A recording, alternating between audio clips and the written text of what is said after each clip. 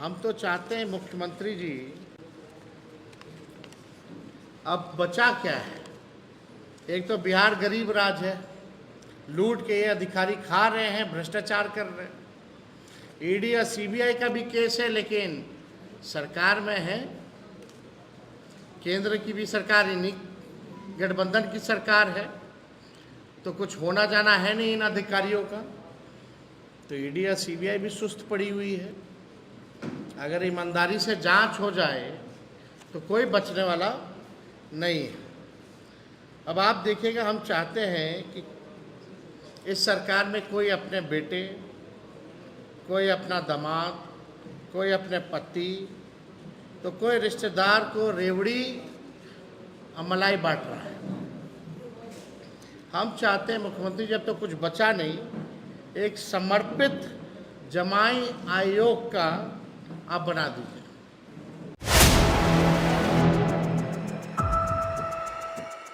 नमस्कार, आप देख रहे हैं 4 PM और मैं हूं आपके साथ निर्भय किशोर। बिहार में चुनावी सरगर्मियों के बीच आरोप प्रत्यारोप का दौर भी जारी है, तो दूसरी तरफ नेता और अधिकारियों पर भी अब निशाना साधा जा रहा है। ऐसे में आज पटना में नेता प्रतिपक्ष तेजस्वी यादव ने एक प्रेस कॉन्फ्रेंस किया है और इस प्रेस कॉन्फ्रेंस के दौरान उन्होंने बीजेपी, नीतीश और इसके साथ साथ अधिकारियों पर भी हमला बोला है। तेजस्वी यादव ने प्रेस कॉन्फ्रेंस करते हुए ये कहा है कि बिहार को अब न बीजेपी चला रही है और ना ही नीतीश कुमार चला रहे हैं या जेडीयू चला रही है, बल्कि बिहार को चलाने वाला कोई और है और उसका नाम तेजस्वी यादव ने दिया है डीके बॉस। अब ये कौन है डीके बॉस, ये तो चर्चा का विषय लगातार बना ही हुआ है, लेकिन इसके साथ साथ तेजस्वी यादव ने बिहार में अधिकारियों के ऊपर गंभीर आरोप लगाए हैं, भ्रष्टाचार का आरोप लगाया है। क्या कुछ कहा है तेजस्वी यादव ने अपने प्रेस कॉन्फ्रेंस के दौरान, आपको दिखाते हैं। अचेत अवस्था में है। आप देखिएगा, जो भूंजा पार्टी की जो टीम है मुख्यमंत्री जी की, जो शाम में बैठती है, इन लोगों को वोट लेना होता है पिछड़ों का, अति पिछड़ों का, दलितों का, अल्पसंख्यक भाइयों का, लेकिन इनके लिए कोई काम नहीं करना, इनको मान सम्मान नहीं देना, और भ्रष्टाचार और रिश्वत इतना बढ़ गया है कि किसी भी अधिकारी पे कोई अकाउंटेबिलिटी नहीं रह गई। अकाउंटेबिलिटी नाम की चीज़ ही इस सरकार में समाप्त कर दी गई है। प्रतिदिन जो है पुलिस पे हमला हो रहा है, और हम आपको कब से, कितने दिनों से हम कहते थे कि ये टायर्ड मुख्यमंत्री नहीं बल्कि रिटायर्ड अधिकारी बिहार चला रहे हैं। टायर्ड नहीं बल्कि रिटायर्ड अधिकारी जो है वो बिहार चला रहे हैं। ट्रांसफर पोस्टिंग जो चढ़ावा देता है उसको मन में जो होता है, जो जहाँ पोस्टिंग का उसको वो मिलता है। मतलब आप चढ़ावा चढ़ाइए और पोस्टिंग पाइए, और मलाई खाइए और मलाई दीजिए। यही पूरे सरकार में जो है हो गया है। कोई जनप्रतिनिधियों की सुनवाई नहीं होती है। ये जो हमने कहा कि असली सुपर सीएम अगर कोई है तो डीके बॉस ही सुपर सीएम है। और ट्रांसफर पोस्टिंग कैसे होता है ये भी खुद से लोगों ने प्रमाणित भी कर दिया कि हम जो पहले से आरोप लगाते थे उसमें कितनी सच्चाई है। कितना भी लोग छुपाने का कोशिश करेगा लेकिन छुपता नहीं है। आज इतना मन बढ़ गया है अधिकारियों का कि कोई जनप्रतिनिधि भी फ़ोन करता है तो फ़ोन नहीं उठाते, अगर उठाते भी हैं तो इतना सम्मान देते हैं, हाँ बोलिए, कहिए, बस यही समाप्त हो जाता है। कोई अकाउंटेबिलिटी नहीं।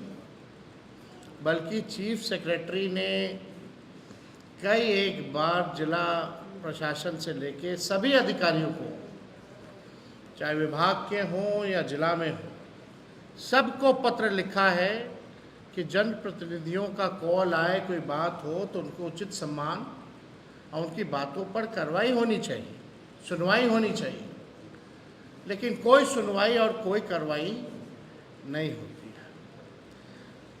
तो जो डीके बॉस है वही सुपर सीएम है, और डीके बॉस के पास जो चढ़ावा चढ़ाएगा तो अधिकारियों का इतना मन बढ़ गया है, मनोबल बढ़ गया है कि अगर कोई फ़ोन करे और चीफ सेक्रेटरी के लिखे हुए चिट्ठी का भी पालन नहीं किया जाता, ना जनप्रतिनिधियों को सम्मान दिया जाता है। अब हम ये प्रेस कॉन्फ्रेंस इसलिए किए थे कि भाई हम तो चाहते हैं मुख्यमंत्री जी, अब बचा क्या है? एक तो बिहार गरीब राज है, लूट के ये अधिकारी खा रहे हैं, भ्रष्टाचार कर रहे हैं। ईडी और सीबीआई का भी केस है, लेकिन सरकार में है, केंद्र की भी सरकार, इन्हीं गठबंधन की सरकार है, तो कुछ होना जाना है नहीं इन अधिकारियों का। तो ईडी और सीबीआई भी सुस्त पड़ी हुई है। अगर ईमानदारी से जांच हो जाए तो कोई बचने वाला नहीं है। अब आप देखिएगा, हम चाहते हैं कि इस सरकार में कोई अपने बेटे, कोई अपना दामाद, कोई अपने पति, तो कोई रिश्तेदार को रेवड़ी और मलाई बांट रहा है। हम चाहते हैं मुख्यमंत्री, जब तो कुछ बचा नहीं, एक समर्पित जमाई आयोग का आप बना दीजिए। अब कितना जमाई लोग हैं भाई? अभी हाल फिलहाल में कई जगह जो है मलाईदार पदों पर यही भूंजा पार्टी के रिश्तेदारों को जगह दी गई है।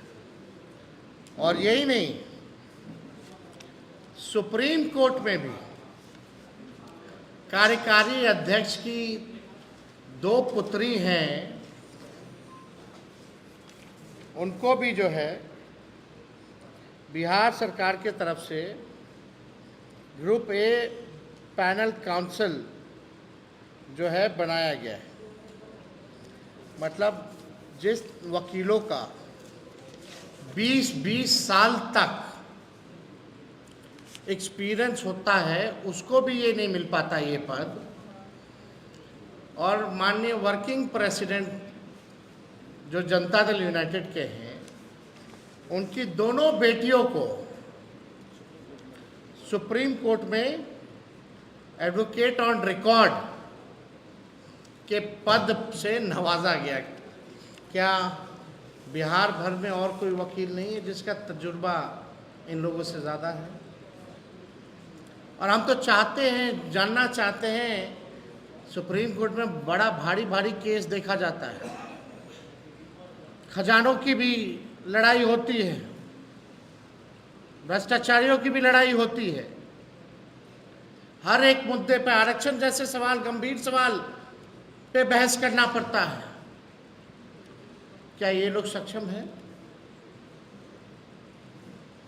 यानी बिहार सरकार हारने के लिए सुप्रीम कोर्ट में, क्योंकि बिहार हारे हारे, बिहार के लोगों का अधिकार छीने छीने, लूटे, बिहार का खजाना जाए भाड़ में, लेकिन अपना बच्चा सबसे पहले होना चाहिए, उनको पद ज़रूर मिलना चाहिए।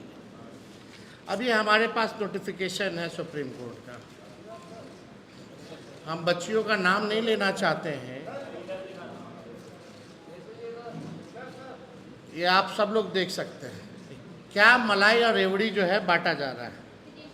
अब आप सुनिए, छो आयोग का जो गठन हुआ है, जिसके लिए हम मुख्यमंत्री जी से अपील करते हैं कि समर्पित जमाई आयोग का गठन किया जाए। रामविलास पासवान जी के दामाद को आयोग में जगह मिली है, अशोक चौधरी जी के दामाद को आयोग में जगह मिली है, मांझी जी के दामाद को भी आयोग में जगह मिली है। अब आप देख लीजिए, यानी और कोई सक्षम लोग नहीं है। और ये तो छोड़िए, जो डीके बॉस का जो हम कह रहे थे, अब महिला आयोग में सदस्य के तौर पे उनकी पत्नी को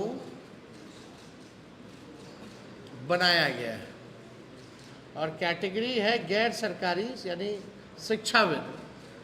क्या बिहार में और कोई शिक्षाविद नहीं है इनके अलावा? कोई और बिहार में पढ़ा लिखा नहीं है क्या इनके अलावा? और बड़ा इंटरेस्टिंग चीज़ है, इन्होंने अपने पति का नाम नहीं लिखा है, अपने पिता का नाम लिखा है, यानी छुपाने की कोशिश की गई है। यानी चोर के दाढ़ी में तिनका। अब मुख्यमंत्री अचेत हैं या वो करवा रहे हैं, ये तो मुख्यमंत्री जी को जवाब देना चाहिए।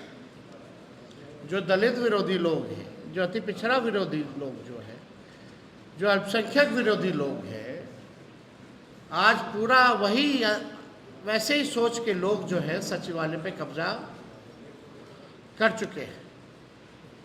ये इतना गंभीर मामला है। भाजपा के जनता दल यूनाइटेड के कार्यकर्ता बेचारे इंतजार करते रह गए कि हमारा नंबर कब आएगा, हमारा नंबर कब आएगा। वैसे निष्ठावान कार्यकर्ताओं को जगह नहीं मिली है। और प्रधानमंत्री जी आते हैं, परिवारवाद के बारे में बड़ी बात करते हैं, बड़ा जिक्र करते हैं, परिवारवाद हो गया, परिवारवाद हो गया। आप बताइए कौन क्या कर रहा है?